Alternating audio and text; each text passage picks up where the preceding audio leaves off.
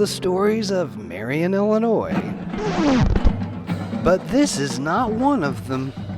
This is our 52nd story. 1 year's worth of weekly stories. 1 year of who did it, what did they do, how did they do it, and why did they do it.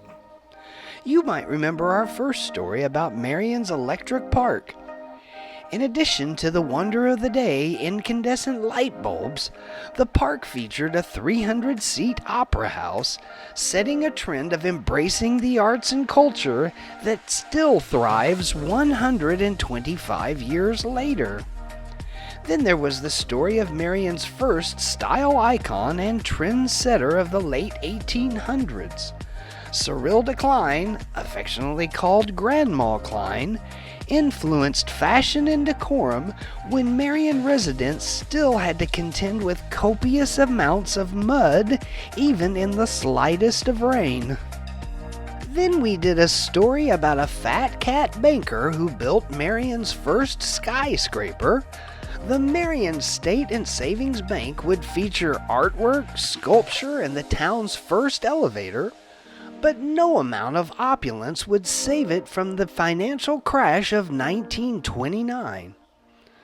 We talked about a carbonated beverage called Belle of Egypt and the local bottler who could, a fledgling ice cream company that did, and a son of Southern Illinois and his aspirations to be president. We told a story about a donated park and the town's love of baseball, how a home on the west side of town ended up sideways on its lot, and a farm with a stand of large oak trees became the Williamson County Fairgrounds. But that wasn't all.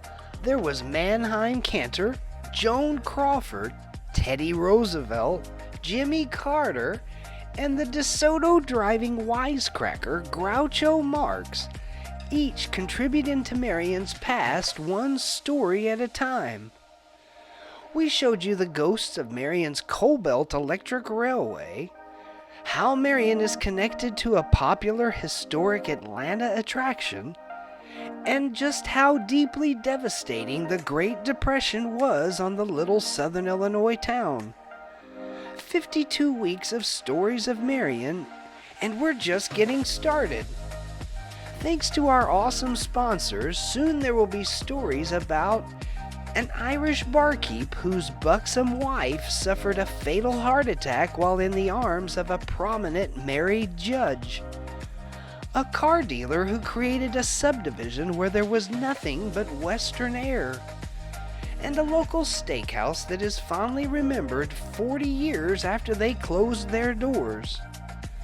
These and lots more stories will be right where they've always been, on the Marion Landmark Series Facebook page, on YouTube, and through the platforms of the Marion Star. And if you subscribe to the YouTube channel, you'll be among the first to see exclusive content. And I'm sure you all know how it ends.